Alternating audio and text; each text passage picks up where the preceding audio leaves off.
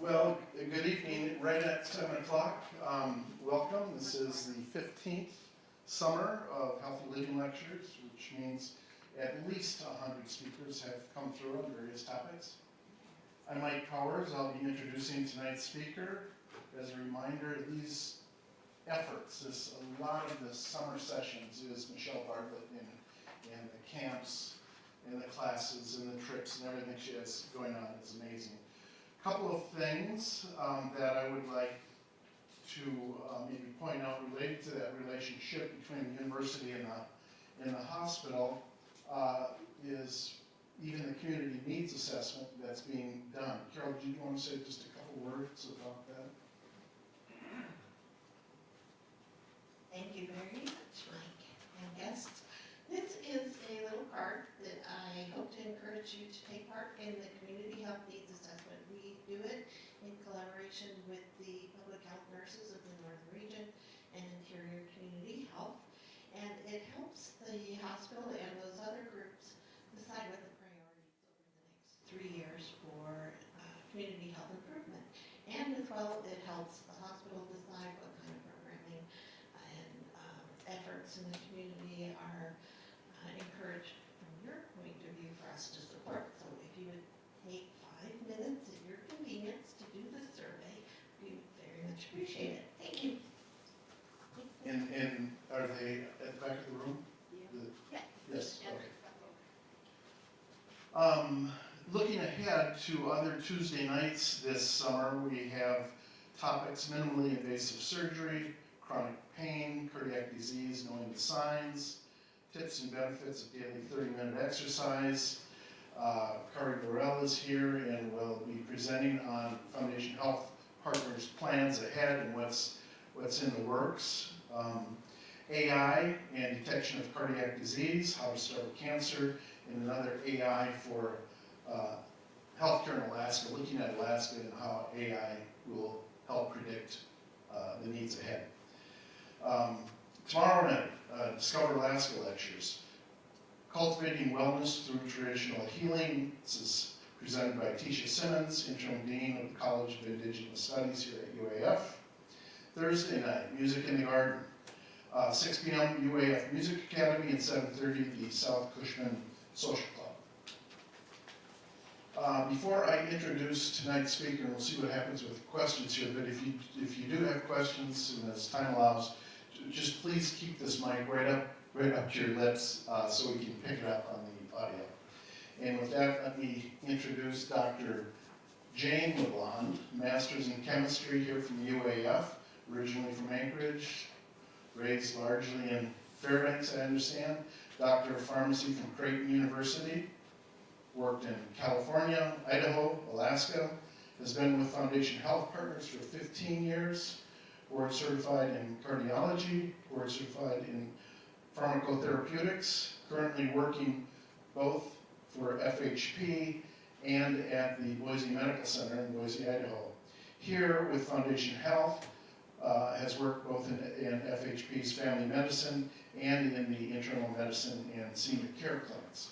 So with that, let me turn the mic over to Dr. Jane LeBlond in Meds and Life and Balance. Thank you. So I think that's on. Thanks, Mike. Thanks you all for coming.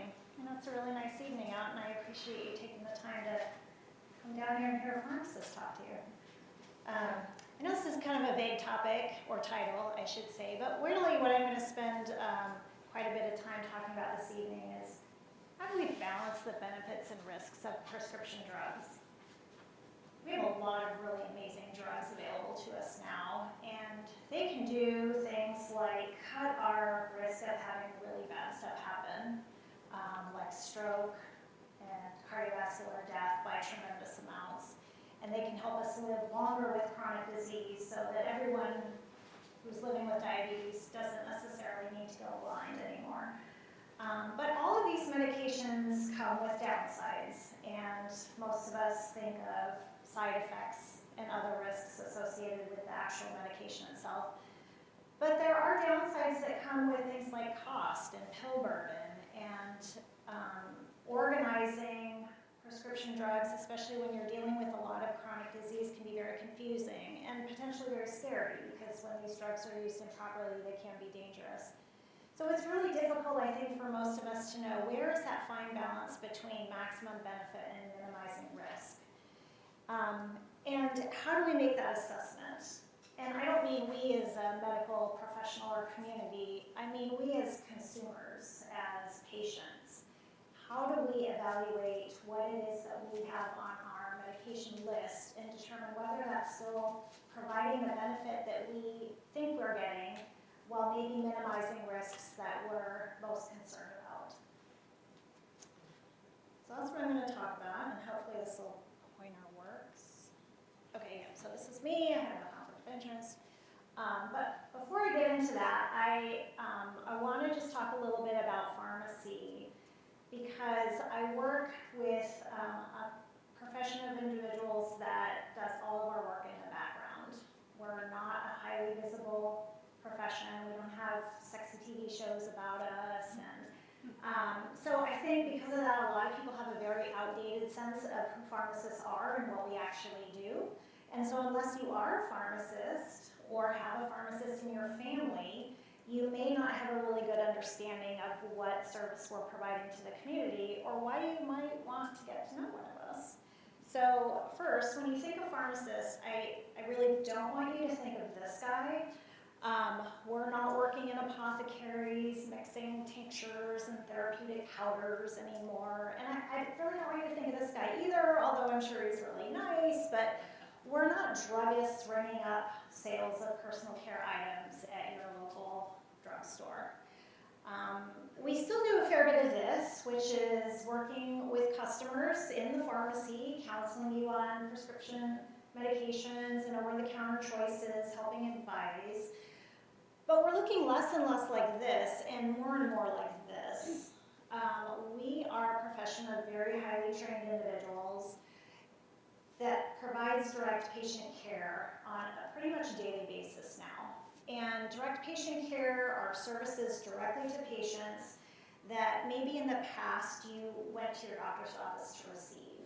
So vaccines are a perfect example. So 20 years ago, to get a vaccine, we had to make an appointment with our doctor, get in, go get the shot, and that was the process, and it was kind of a pain, but you know, now we can just go down to the local pharmacy and have a pharmacist give us a shot or a vaccine. And so that's a relatively new concept, and it's broadening. The scope of practice for pharmacists is really broadening depending on where we practice. Pharmacists can now do rapid diagnostic screening for things like strep and flu and COVID, and actually treat you right there. Can issue a prescription, can fill it, can send you on your way.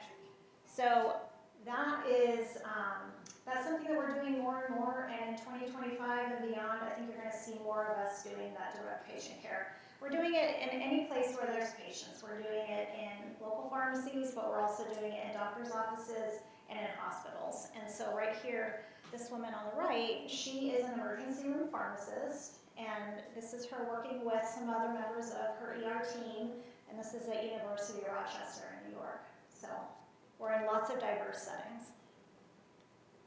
So, but who are we? Like, we're not the old guy, you know, mixing potions and stuff, but who are we? So, for the last 25 years, it's been required that you obtain a doctor of pharmacy before you enter the practice. So we're all doctors at this point. And our scope of practice is supervised under state boards of pharmacy. So they're the ones that regulate all pharmacists, various state boards.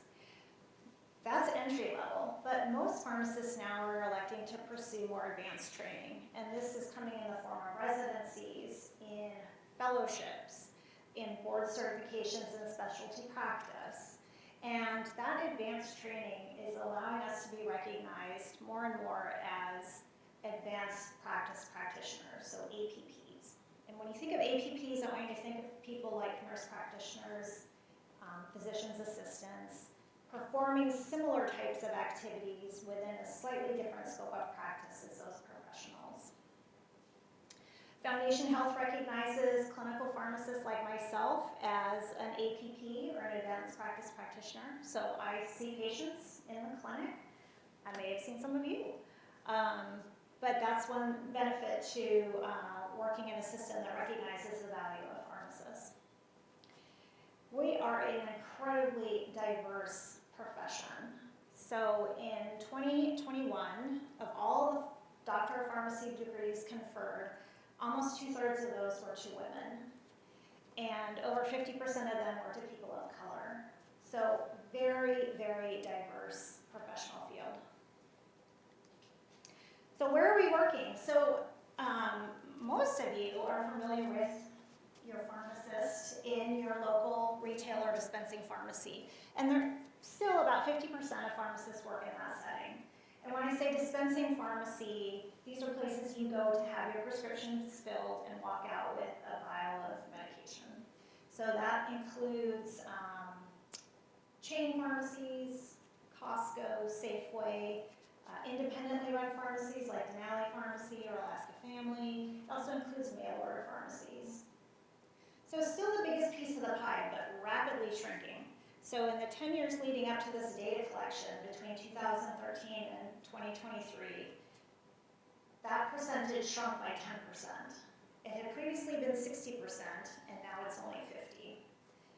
So where are all the pharmacists going? Well, we're moving to those direct patient care locations. We're moving to hospitals, to doctors' offices. And just to show you, about 30% of us are working in hospitals. Fairbanks Memorial Hospital employs around 20 full-time pharmacists. And we're moving to your clinics. We're moving to your family practice clinic. We're moving to your senior care clinic, your internal medicine clinic, your cardiology clinic, your endocrinology clinic. We're working with your providers in those locations to optimize drug therapy. FMH does hire, or FHP hires one full-time pharmacist to work in those sites right now. So that's who we are. What the heck do we do? So we were laughing, Margaret here is an old pharmacist, we were laughing that people maybe think that we still are licking and sticking labels on vials, right? We're counting and pouring. But pharmacists are really doing so much more than that. And what we are doing primarily, our role is to protect patients against unsafe medication use. That is our number one priority, no matter what our workplace setting. I used to work with somebody who, let's see if this will work. Oh, I was going to try to, oops, oh. Now I've screwed it up. Can you fix that? Sorry, I was trying to do the pointer. You don't have to get back to the slide you're at. But Oh, okay. So I'll just rapidly flip through these. So I used to work with somebody who had this name for us, and he called us the gatekeepers, or the gatekeepers of medication. And so I put this picture up here, and I really like this picture because not only is he the gatekeeper, or he or she, but you also can't really see them. They're like cloaked. They're working, but you don't know they're there. And so that's exactly what pharmacists are doing. Every medication that reaches a consumer or a patient has been vetted by a pharmacist. Every single one. So every time you leave Fred Meyer with a vial of medication, that medication has been looked at and has been deemed safe for you. Every time you get a medication administered to you in a hospital from a nurse, that medication has been assessed and deemed safe for you. And so you can imagine that that takes a lot of work and a lot of effort to assess every medication before it reaches its end user. So that's primarily what we're doing in all of those various workplace settings. And we're doing that by first looking at the drug. We're looking at all these different aspects of the drug. The dose, the indication. Is this the right medication at the right dose, at the right frequency for that person? And then we're evaluating the end user, the customer, the patient, the resident. At the bare minimum, we are looking at your age, your gender, your weight, your allergies, and what other medications you may be taking.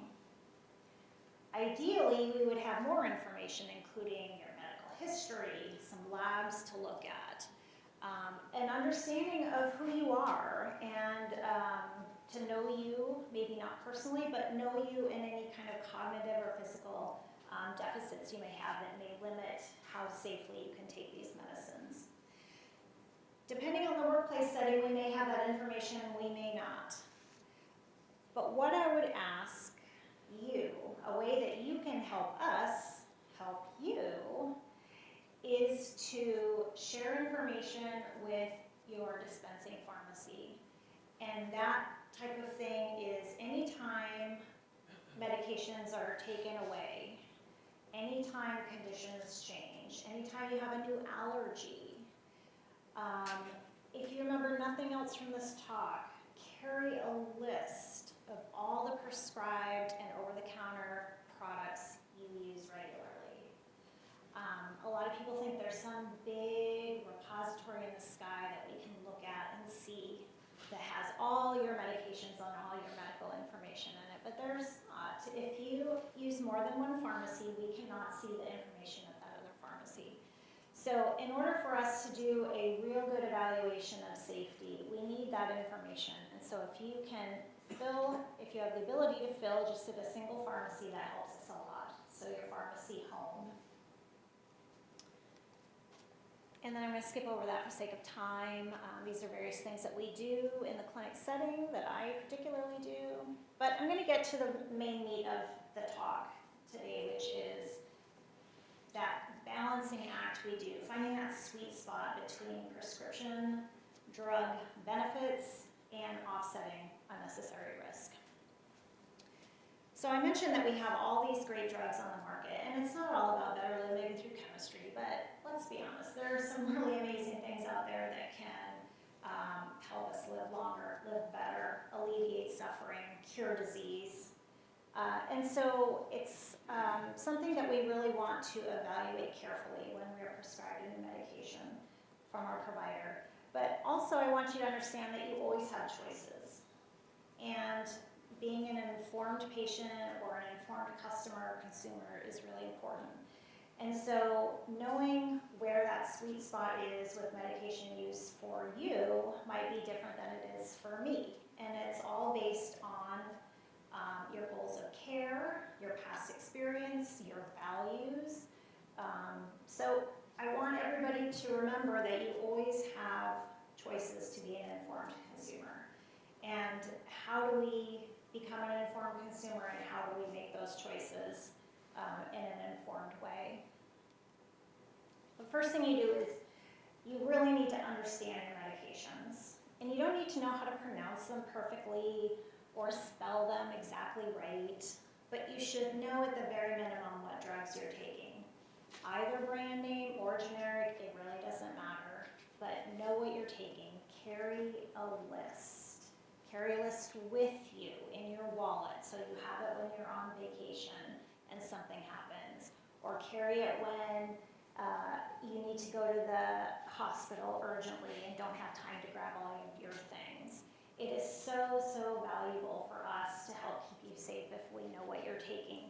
And if you don't know, we probably don't know. Understand why you're taking it. So there's a big difference between something that you're taking for your diabetes versus something that you're taking for like seasonal allergies or an upset stomach.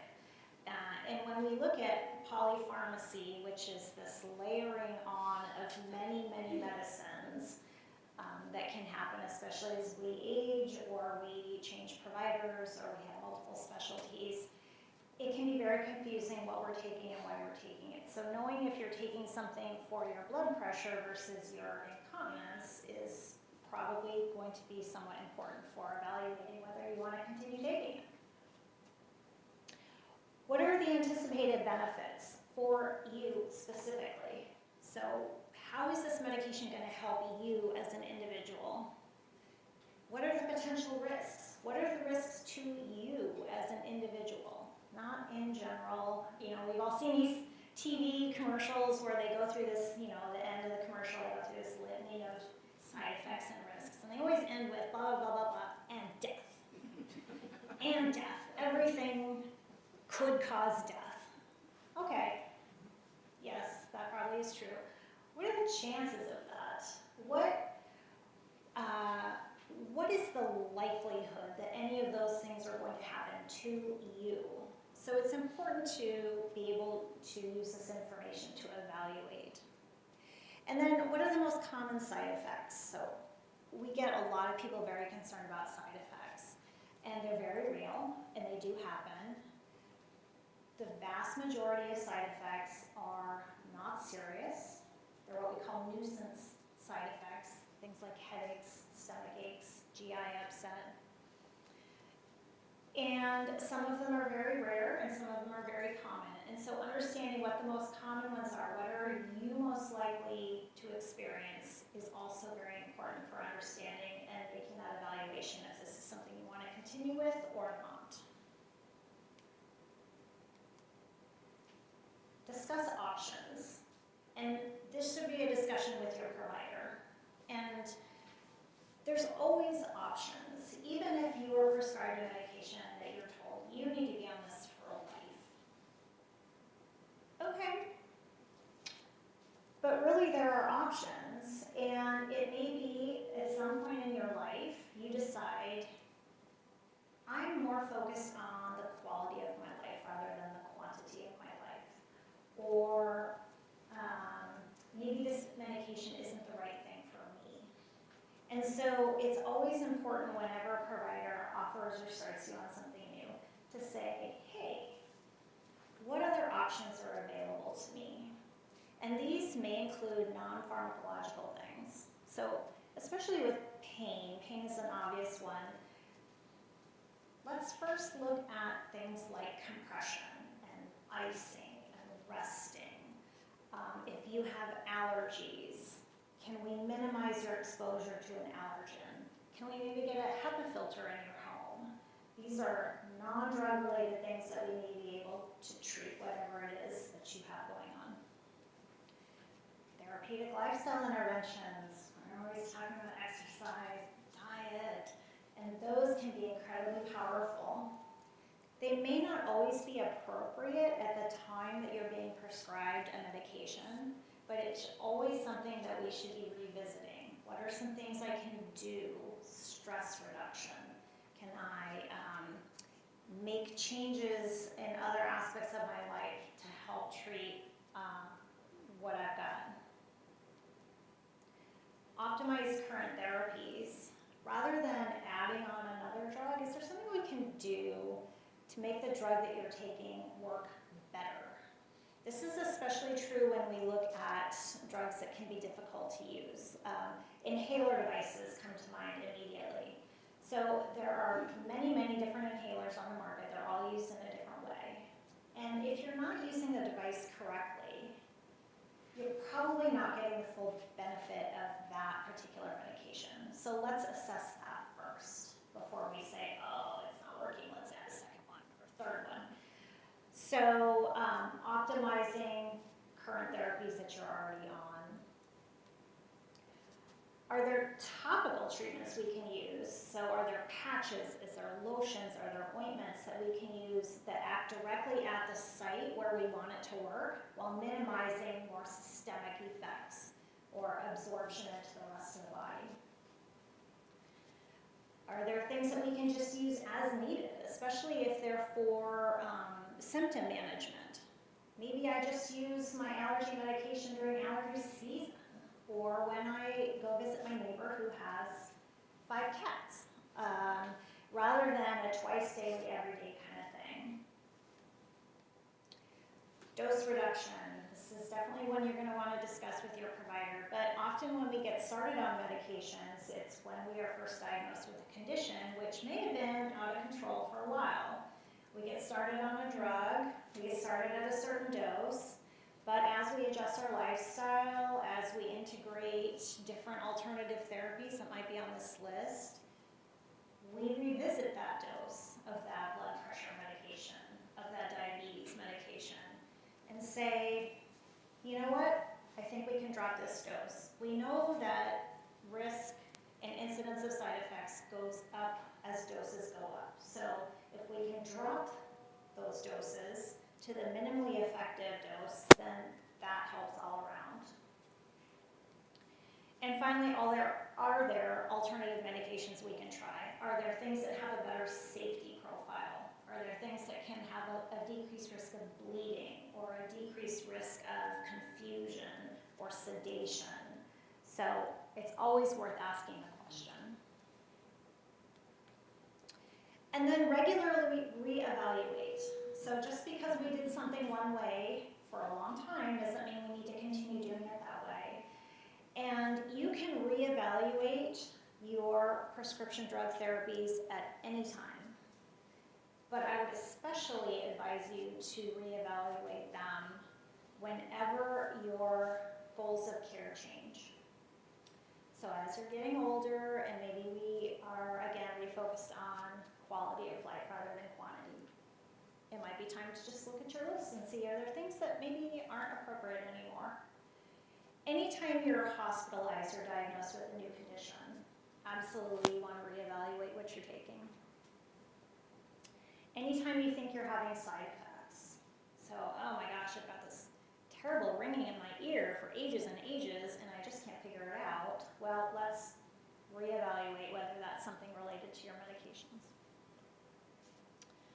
And then anytime a new drug is added or removed, because there may be things on your profile that are no longer necessary or are no longer safe. So you can reevaluate during all of those times, but really anytime you go see your provider, it's worth asking the question, are there any medications that I am on that maybe aren't necessary anymore? And that leads to this idea of deprescribing, which I think is a concept that's relatively unfamiliar to a lot of the general public, but is really gaining steam in the medical community. I mentioned the word polypharmacy earlier, many pharmacy drugs. It occurs as we age, and especially when we have multiple doctors that we see, either because we see specialists for all these different things, cardiology or diabetes, or, and unfortunately this does happen, we have had multiple primary care providers. And we know that people retire, people move on. You may be seeing somebody that you weren't seeing 15 years ago, and so the history may not quite be there. But polypharmacy is when you end up with at least 5 or more medications that you're taking on a daily basis. And the vast majority of Medicare patients are taking at least 5 prescribed medications every day. So it's very, very common occurrence. Deprescribing is the controlled removal or stopping or decreasing of those medications. And it's not something that we do all at once. We just say, oh, I'm going to stop all your medicines, or oh, we're just going to stop this medicine. Because bad things can happen. We do it in a very organized, structured way. And this is how we do it. We discuss your goals of care. I always say that is the very first thing we need to start with. What are your goals? You want to simplify your regimen. You want to, you feel like your pill burden is too high. You want to, I don't know, you just want to not feel like you're drugged all the time. You know, what are your priorities? The next thing we do is a pharmacist or your provider sits down with you and we get a super accurate list of what you're taking and how you're taking it. And it's really important for you to be honest with us. If you have a medication on your profile and it's prescribed twice a day and you're like, I maybe take that once a day, tell us, please tell us.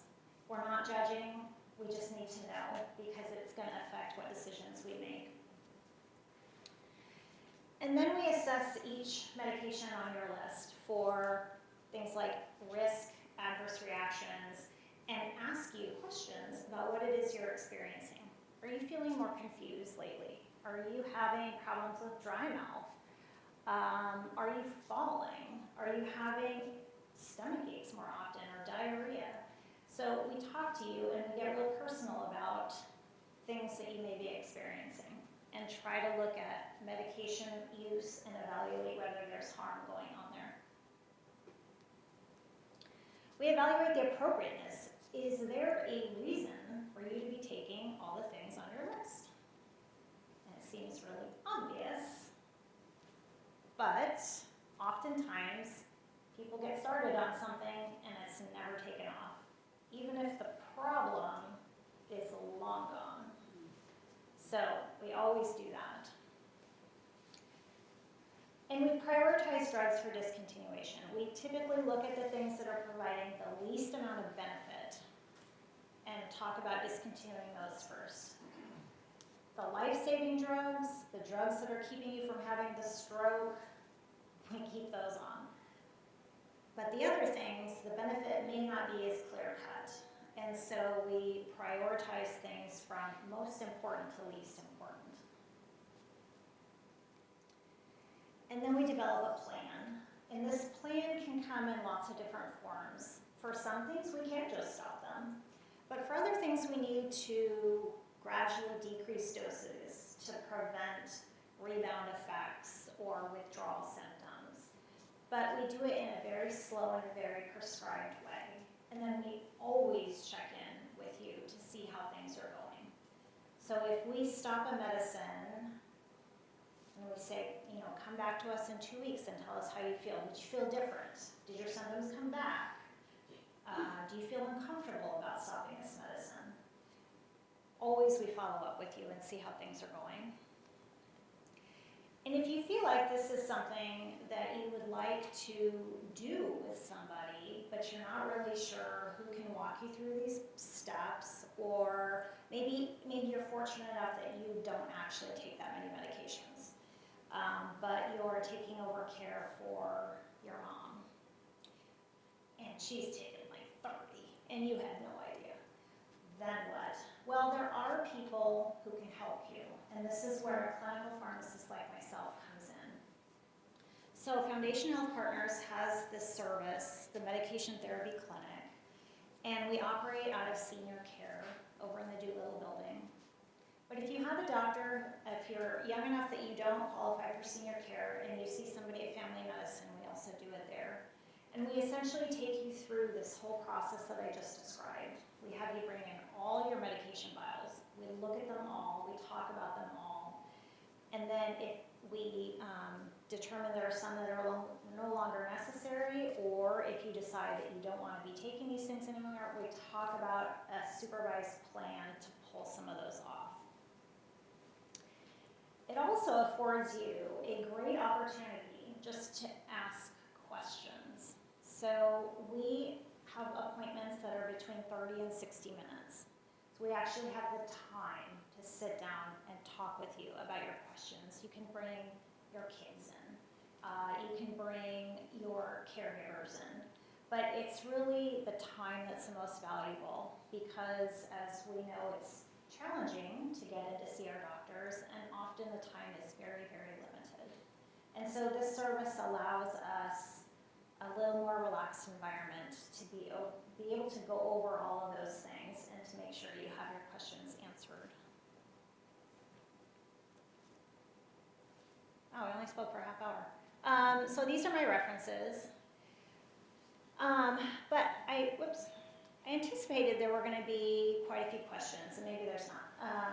But I wanted to make sure we had enough time to discuss any concerns that you have or address any questions about things I didn't talk about. The floor is yours. Oh, I'm sorry. You talked about all the farms. Is this on? I'm sorry. I feel like I'm talking to myself. Thank you for asking. You talked about all the pharmaceuticals. One of the concerns that we have is over-the-counter herbal supplements Yeah. conflicting with those. Yes. And And as much as we really appreciate our regular doctor, that's not her area of expertise. And the pharmacist that we go to, that's not her area of expertise either. And so we didn't know quite, we're one of the ones that came to you. We didn't know what to do. Yeah, And just looking online is another issue. So besides bringing in your pharmaceuticals, you need to also bring in any of the vitamins or anything else you're taking. yeah, absolutely. And I did make the distinction between over-the-counter medications and prescription drugs, although there is a distinction, but for the sake of conversation, the medication therapy clinic and taking the time to go over these with a clinical pharmacist, we talk about everything you're taking. We talk about your vitamins, we talk about your dietary supplements, we talk about any topical things you're using, and really look at it from a global perspective. How well are all of these things playing together?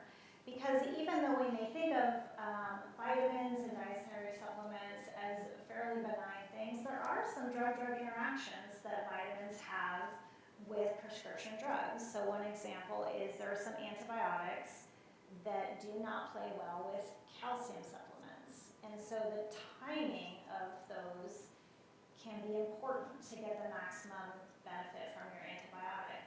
So, so it is very important when you go into your doctor's office to share not only the prescription drugs that you're taking, but also any dietary supplements and vitamins you might be using regularly, as well as over-the-counter pain relievers, cough and cold medicine, allergy medications that you take regularly.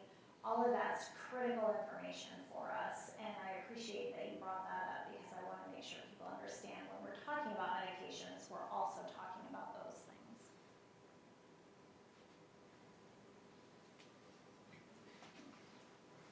So when it comes to taking vitamins or some kind of supplement, how do you know that you're really getting what it says is on there, that it's, because I mean, you know, if you read or you see stuff on the news, there's, you know, different companies, some are better than others, some don't have what they say they do in it. Like, I think Nature's Valley says, it has a little sticker that says USP. So what does that mean, Yeah. and why don't these other major brands have that? Thanks for that. So the question is, how do you know that the dietary supplement or vitamin that you are using is in fact what it says it is on the label? And dietary supplements are, you probably know, they're not regulated like prescription drugs. They're regulated like food. And so to be able to reach consumers, they generally just have to show that they don't cause harm. They don't have to show that they're effective. They don't have to show that they are what's on the label. There is a certification process, and you mentioned it, and I'm glad you did, that the United States Pharmacopoeia Association, I think, USP, actually certifies dietary supplements, and they have to demonstrate purity. They have to demonstrate good manufacturing practices. They have to demonstrate I think bioavailability of what they reflect on the label. And so looking for that USP certification is very important. Otherwise, you don't know. And certainly if you're buying stuff, and I'm not going to bash mail order things, but when you buy stuff online, it's very, very difficult to know if these things are adulterated, if they are counterfeit, stuff like that. So if you're going to buy dietary supplements, I would strongly recommend people look for that USP logo that's prominently displayed on most major vitamin brands. There's lots of them out there now, but that's the best way to know what you're getting, is what's on that label. Is there a website, isn't there a consumer, some kind of website isn't there some agency that looks at all those? That lists all those. So Yeah. is there an agency or a website you can go to find those brands? I would refer you to the USP website first, since they're the ones that are the certifying organization and monitor that. They would be the best resource I would recommend looking to first. We have a question here. I have questions a little bit off this topic, but can you explain compounding pharmacies. Oh, yeah. What, like the one in North Pole, how are they different than, like, take an example, like Synthroid. What are they doing differently than what you're getting? And I know sometimes if you go to Fred Meyer's, you'll get one brand, and you'll go to Safeway, you'll get a different brand. Can you explain that a little? Yeah, so the question was about compounding pharmacies, what they are, I think how they're different from general manufacturing pharmacies. But then your other point, which is that sometimes you go fill a prescription at one pharmacy and you get a bottle of, we'll say, lisinopril. You'll get your lisinopril and it'll be a small oblong peach tablet. Then if you go fill it at Safeway, you get a round white tablet. And that's actually a different topic, but I'll address both. Compounding pharmacies are pharmacies that actually compound medications, and there's two different types. One is where we're just changing the dosage form, and that's what North Pole Pharmacy does. So if you are getting a prescription for a child or somebody who can't swallow tablets, but that drug is not commercially available as a liquid, they can modify the tablet, they crush it, they mix it up, they put it in a liquid, and then it's the dosage is verified so that we know exactly how much drug is in each volume, and then they dispense it that way. And we used to do this with a lot more things. We used to make some hard candies that people sucked on for people who couldn't swallow tablets and things like that. Not much of that's going on anymore. North Pole Pharmacy does some, and they're mostly doing conversions from a solid dosage form to a liquid dosage form. They are regulated by the State Board of Pharmacy and all the same regulations that regulate all the other dispensing pharmacies in the country, so they're pretty highly regulated. With regard to your other question though, why does a drug that I pick up at this pharmacy look different than the same drug at this other pharmacy? And that has to do with generic products. And generic drugs are regulated by the FDA, the same agency that regulates brand name pharmaceuticals. And in order to manufacture a generic drug and be certified as the approved generic for a brand, a manufacturer has to demonstrate several things. And one is that the same active ingredients are in the generic as are in the brand. That the bioequivalence, which is the physiological effect of that product, is the same as that equivalent brand product. And then they have to demonstrate that the product is being, the generic is being manufactured using the exact same manufacturing processes as the brand. What they don't have to do is they do not have to use the same inactive ingredients. They don't have to have the same shape or the same color or the same size. And so what may be occurring is that when you go to fill your lisinopril at your pharmacy, one time they have a generic manufactured by Bayer, and the next time they have a generic manufactured by Eli Lilly. And so they're gonna look different, but they have to have been demonstrated to be equivalent. And so that's probably when you go pick something up and it looks different than what you're used to, it's because it's a different generic. Does that answer your question? But, yeah. Kind of. Good enough. Okay. Good enough. I also, actually, before Margaret, before you speak, compounding pharmacy. So there's another type of compounding pharmacy, just I want to mention it briefly, because it's good to be aware. The manufacturing process, drug manufacturers are highly regulated industries. They have to conform to an incredible number of regulations in terms of sterility and cleanliness and purity and all these manufacturing processes. So they're pretty highly regulated. But there is a subset of pharmacies called compounding pharmacies, and these are pharmacies that are actually mostly producing intravenous drugs for use in hospitals, or sometimes injectable medications. And they actually, small batch pharmacies, small batch compounding pharmacies have somewhat different regulations that they're required to adhere to. They're not as stringent as very large manufacturing pharmacies, but they are a stopgap for when we have severe drug shortages that are unavailable from normal manufacturers. And so this happens when drugs, the demand outpaces the ability to make them. So with Ozempic and some of those GLP-1s, they were being made at compounding pharmacies. When Hurricane Maria came through and took out some manufacturing plants in Puerto Rico about 5 years ago, compounding pharmacies had to step in and fill that stopgap measure.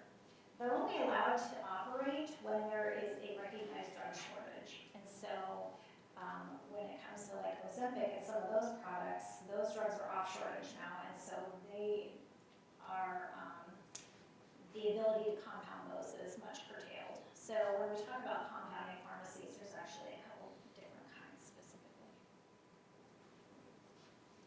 Well, I was just going to kind of reminisce because 60 years ago in June, I graduated from Oregon State University College of Pharmacy. And I was in a pharmacy almost like that first picture that you showed. It wasn't quite like that, but it was a little hole in the wall place in downtown Portland. And it was just prescriptions, but the drugs that we had available then were so much different than they are today. And we didn't have nearly as many of them. And we did get to know our patients, but I look back and I think how far we've come in those 60 years. And it's really nice to see Jane talking about all these things that she can do. We did a lot of that just because we cared about our patients, but we didn't have all of the things at our hands. And it was mostly just us talking and gaining confidence and saying, well, I'm sorry, we can't cure anything practically. So, thank you. Yeah, the field of pharmacy has come a long way. I mean, field of medicine, every area of medicine has come a long way in the last 50, 30, 20, 10 years. Pharmacy is no different. Other questions?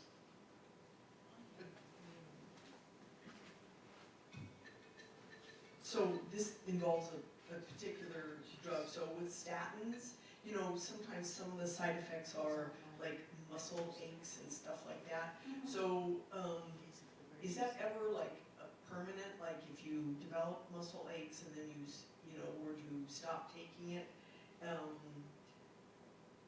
Especially if you've had that for a while and didn't realize that it, you know, might have been caused by the statin. So can those side effects be permanent, or do those go away eventually? So the question is specifically with statins, but I'm gonna couch it for all medications. So when somebody experiences side effects, are those side effects ever permanent? With regard to statin, almost never. I actually have never heard of somebody having permanent muscle soreness even when the medication was discontinued. There are some side effects, and I would actually group these into adverse drug reactions. Side effects are predictable. They, like I said, they're relatively common. They're fairly benign. They tend to be self-limiting during the time that you're taking the medication. That's a little different than adverse drug events. So adverse drug events are always bad, and there are things that are very rare and highly unpredictable. And so there are things that can occur that are an adverse drug event that inflicts permanent changes on an individual. Adverse drug events are monitored by the FDA. There's a reporting process that goes on. They're taken incredibly seriously. And so whenever we have an adverse drug event, either in the community or in a hospital, there's a whole reporting process that happens. So permanent types of effects from drugs is relatively rare. Other questions? I have a question on AI. We were talking Yeah. briefly about it. How is it being deployed today? And if so, how is it monitored or QA'd? And secondly, 3 years from now, what do you envision with the advancements being made? Yeah, AI is like such a hot topic. So I can tell you in the pharmacies and in the hospitals that I've worked in, AI has not been used. It's used on a very limited basis in clinics, and it's mostly for things like dictation and charting purposes. But I think AI is going to gradually change the face of pharmacy and pharmacists and where we practice. I think in 10 years, it's going to be rare to have a neighborhood pharmacy. We've had a tremendous shrinkage of community-owned pharmacies. I think in the last 20 years in Fairbanks, we've lost, I think, 2/3, something like that, a huge number. Yeah, all but one or two. And they're moving to big box stores, they're moving to grocery stores because those places can support the monetary losses that pharmacies incur. Pharmacy is a drug or a money-losing endeavor. Pharmacists and pharmacies never get reimbursed the cost of the medication or the service that we provide, so it's left to bigger stores to support that with sales of food and other items. But I really think that your neighborhood pharmacy is, and even the pharmacy and grocery stores, is probably not going to be there in 10 years. I think it's more and more going to move to mail order. Because in mail order pharmacies, they can streamline things, they can cut costs, and it's really a shame because a lot of what we do is getting to know our customers and our patients and making sure that we understand your particular situation and help you navigate personal situations again. But I really think that that's going to change and that it's going to move more and more to very large industry mail out things and less the local community pharmacists.